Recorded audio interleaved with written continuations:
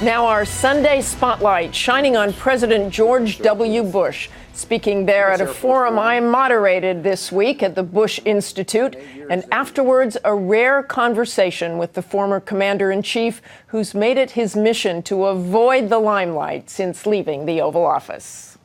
He has stayed as far away from politics as possible, making headlines for staying out of the headlines. No comment on the issues.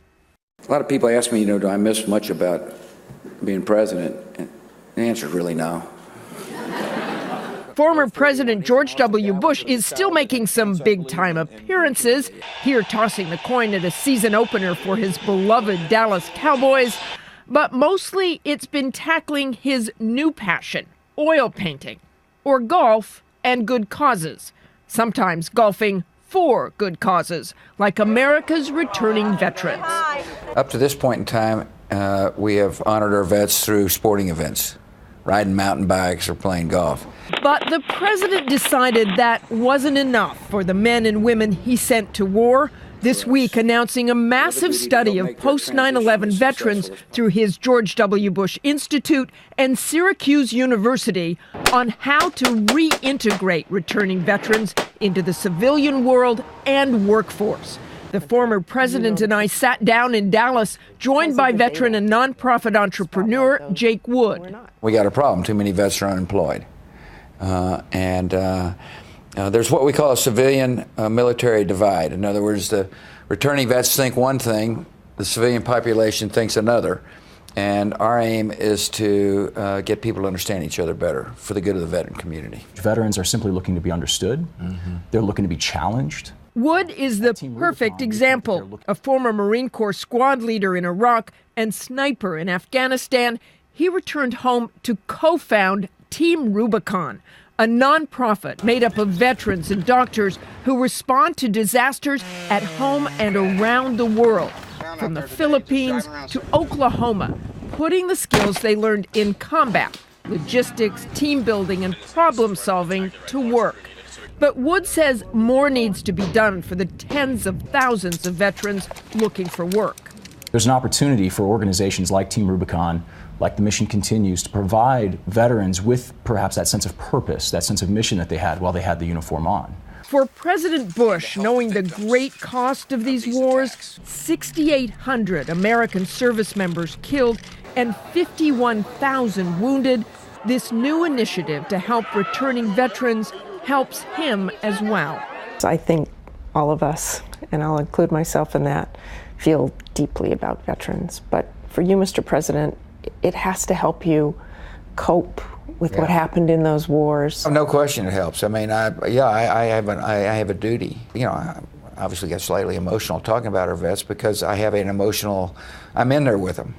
But I'm also, my spirit is always uplifted when I visit with vets. I say there's no self-pity. We've got a society that's incredibly comfortable, and too many people saying, oh man, woe is me, not our veteran community.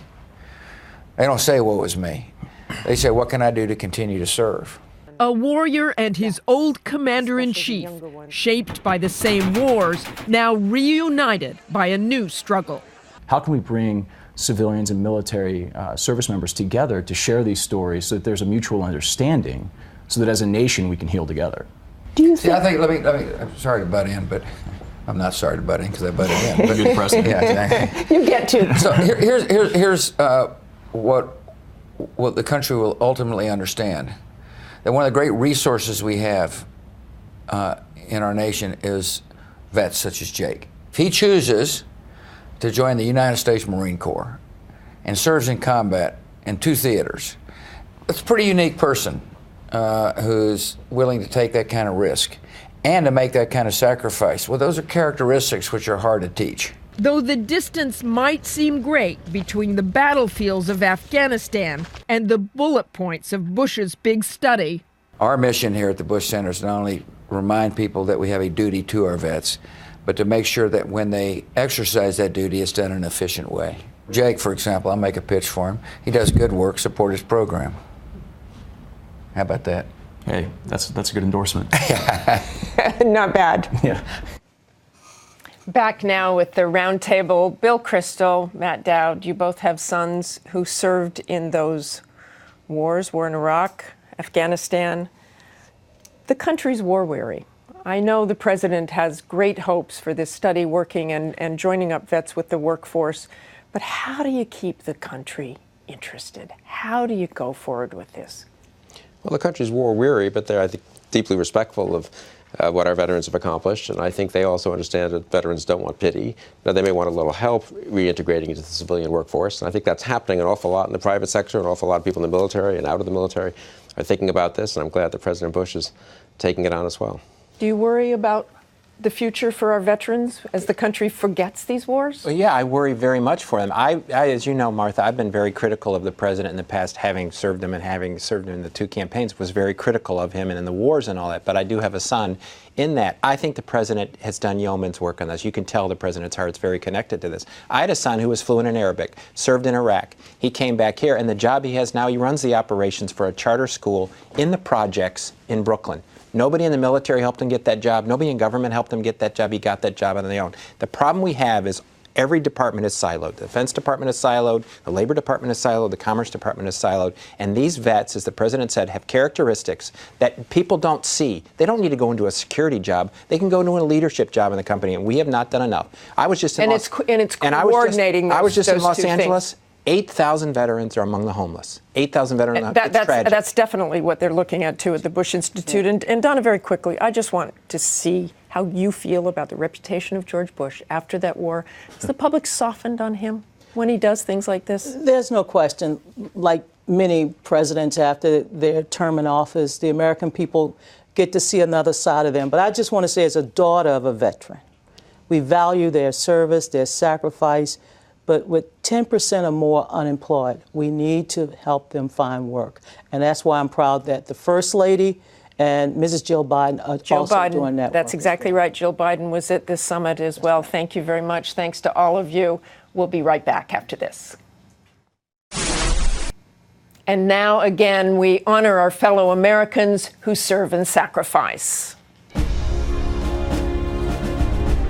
This week, the Pentagon released the name of one Marine killed in Afghanistan.